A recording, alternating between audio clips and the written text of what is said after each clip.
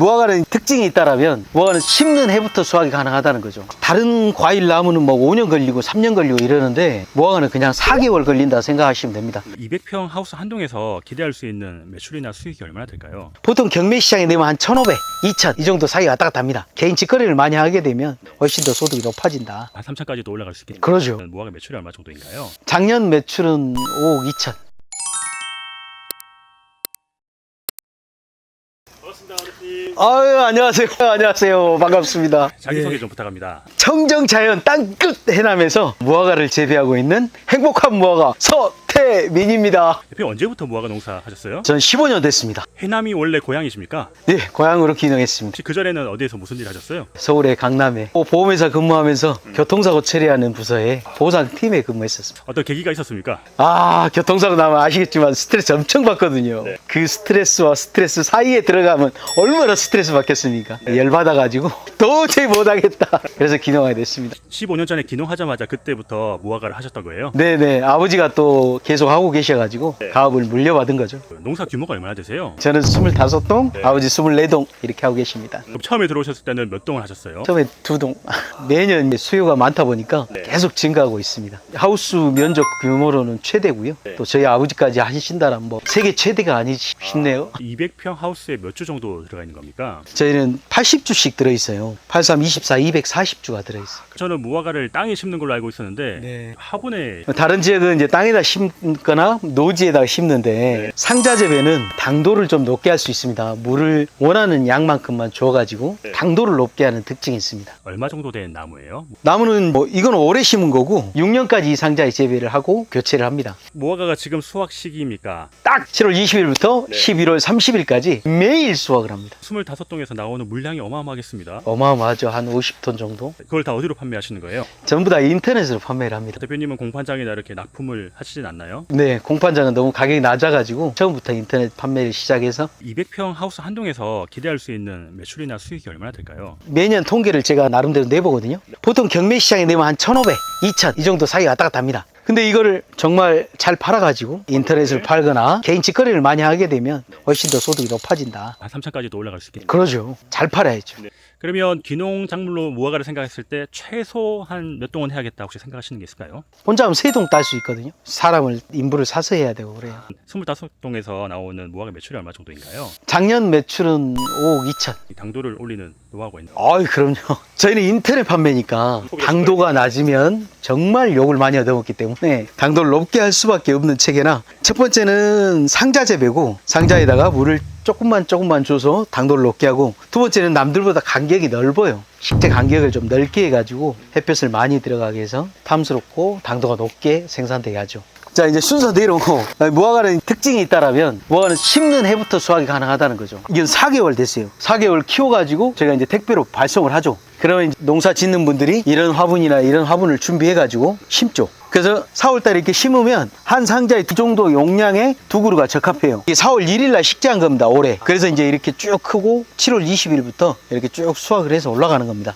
불과 지금 3, 4개월 만에 이렇게 아열대 식물이라 굉장히 빨리 자랍니다. 특히나 해남은 더 아열대 지역이기 때문에 다른 과일 나무는 뭐 5년 걸리고 3년 걸리고 이러는데 무화과는 그냥 4개월 걸린다 생각하시면 됩니다. 그럼 한 그루에서 나오는 양이 얼마 정도 될까요? 1년에? 첫 해는 이제 2가지니까 여기에서 한 2kg 총 하면 4kg 정도 나오고 뭐 개수로 따지면 한 80개 정도 나오는 거죠. 이렇게 화분 재배를 했을 때 장점이 있고 단점이 있을 것 같은데요. 장점은 확실히 당도가 높다. 물 조절을 할 수 있기 때문에. 단점은 전기로 물을 공급을 하기 때문에 정전이 되면 물이 공급이 안 되다 보니까 다 죽어버려요. 근데 이제 우리나라가 굉장히 전기 공급의 안정성을 갖고 있기 때문에 그러면 6년 정도가 되면은 아예 나무를 교체하시는 거예요? 그러죠. 겨울 되면 이걸 잘라가지고 똑깍똑깍 이렇게 연필처럼 잘라가지고 묘목을 10만 주씩 생산하고 있습니다. 무화과 품질을 올리기 위해서 대표님만의 방법이 있다면서요? 무화과의 특징이라 있다면 알카리성을 좋아합니다. 양액 비료를 많이 주면 싫어합니다. 산성화가 돼버려요. 네네. 그러니까 그거를 막으려면 바닷물도 공급해 줘야 되고 그리고 미생물도 줘야 되고 그래서 저희가 직접 무화과 딴 액비를 만들기도 하고 미생물 배양기를 통해서 배양을 하기도 하고 그렇습니다. 이 공간은 어딘가요? 여기 이제 미생물 배양실인데 이렇게 기술센터에서 공급하는 균이 있습니다. 네. 이 균들을 저희가 36도 맞춰 놓으면 그래서 이렇게 미생물이 이제 설탕을 먹고 네. 자라게 됩니다. 농업기술센터에서 받아가지고 그거를 물에 희석해서 쓰지 이렇게 발효통을 직접 갖고 있는 경우는 잘 없는데 그거는 몰라서 하는 얘기인데 네. 미생물의 양이 너무 적습니다. 뭐 몇 억 마리다 뭐 이렇게 써여 있는데 그 물에 섞여버리면 정말 작은 개체수고 저기 토양에 있는 미생물에 비하면 진짜 사막의 바늘이라고 할까? 젓갈 액비를 직접 담으신다고요? 네, 멸치가 막 그 어마어마하게 들어올 때가 있습니다. 네. 1톤차로 가득 싣고 와가지고 액비를 만들어서 그 이제 아미노산이라 하는데 네. 그걸 주게 되면 그냥 질소질 비료 주는 것보다 맛이 틀리죠.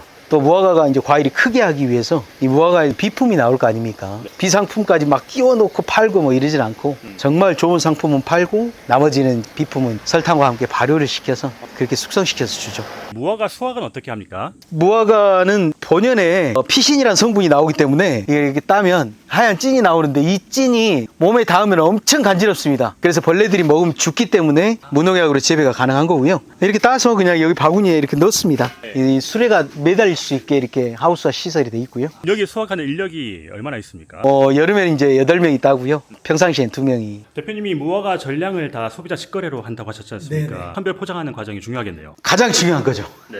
아무리 맛있게 재배해도 담지 못하면 실패하는 거죠. 저희 사원이 맛있는 것만 담아라. 정확하게 이제 정말 좋은 상품만 보내고 저희가 이제 추구하는 바가 만족도거든요. 정말 꼼꼼하게 선별을 합니다. 그래서 작업은 무화과를 보고 벌레가 있을 수 있습니다. 저희 친환경을 하기 때문에 개미가 있거나 뭐 청개구리가 있거나 그럴 수가 있어요. 그렇기 때문에 자세히 보고 그 다음에 이제 에어캡을 싸는 겁니다. 에어캡을 싸고 이제 여기다가 이렇게 팩에 담아서 자 이렇게 3팩 넣고 여기 이제 아이스팩 얼린 물 500ml 2개를 넣습니다. 얼음까지 넣어서 보내드리죠. 무화과가 조금 벌어진 게 있고 안 벌어진 게 있는데 이거는 무슨 차이인가요? 안 벌어진 거는 속에 암술 수술이 들어있는데 수정이 안 되면 안 벌어지고 그래요. 자 벌려볼게요.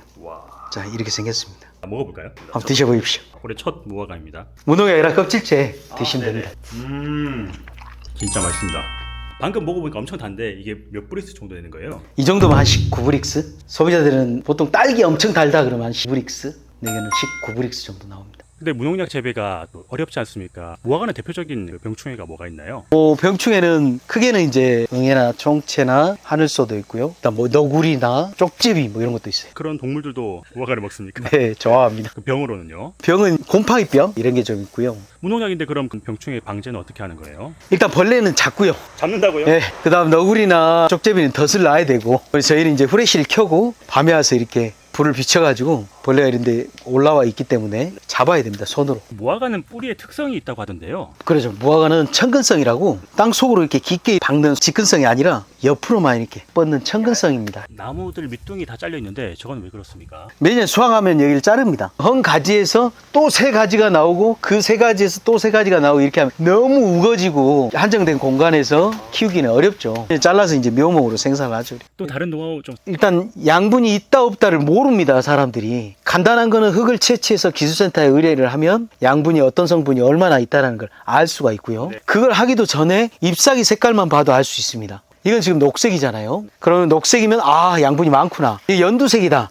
그럼 양분이 부족하구나. 또 여러 가지 있는데 무화과가 이렇게 안 달리는 경우가 있습니다. 이 구간대에 너무 양분이 좀 부족했구나. 또 양분이 많다는 건 여기에 엽순이 많이 납니다. 그러면 아 양분이 너무 많다. 그래서 양분을 좀 줄여줘야겠다. 이런 걸 알 수가 있습니다. 양분만 주면 3m도 자라고 4m도 자랍니다. 첫해 어마어마하게 자랍니다. 너무 많이 자라면 이렇게 꼭대기를 꺾어주는 걸 순머지라 하는데 이렇게 꼭대기를 잘라주면 더 이상 이제 크진 않습니다. 1년 중에 제일 바쁜 시기가 언제이십니까? 일단 8월 달은 온도가 높기 때문에 수확량이 굉장히 많습니다. 그 외의 계절에는 또 언제가? 점점 추워지니까 생산량이 줄어드니까 조금 더 한가해지죠. 한겨울에는 크게 할 일이 없나요? 잘라버리고 나면 아무것도 안 합니다. 수확 끝나고 나무를 깨끗이 버려버리고 나면 4월달까지는 아무것도 안 하고 가만히 있습니다. 쉴 수 있다는 게 장점도 되지만 그 기간에 소득이 안 들어온다는 점도 되지 않습니까? 아니 그거 기간은 휴가라고 생각하시면 돼요. 큰 휴가. 무화과가 1년에 서너 달만 수확해가지고 생계가 될 만큼 그때 소득이 괜찮을까요? 양에 따라 틀리겠지만 한동 했다. 2천만 원 나온다고 생각하면 내가 연봉 6천은 벌어야겠다 그러면 세동하시면 됩니다. 하우스 재배하고 노지 재배를 생각하시는 분이 있을 것 같은데 어떻게 나뉠까요? 첫 번째는 임대로 하셔도 되고요.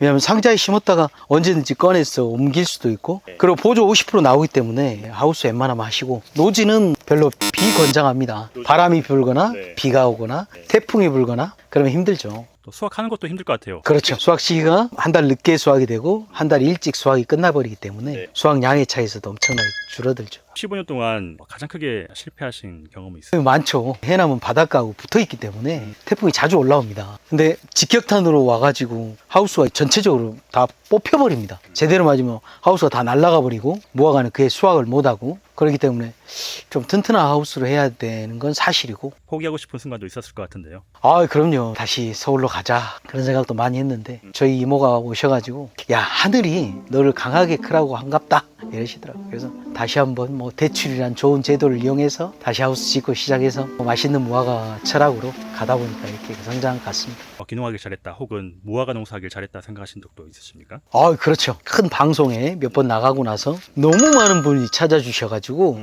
다른 때는 1톤 차가 와서 2대씩 싣고 가거든요. 근데 5톤 차로 오신 거예요. 저희께 네. 너무 양이 많아가지고 그렇게 뿌듯할 수가 없더라고요. 하루에 5톤씩 나간다는 건 네. 와, 너무너무 기가 막혔어요.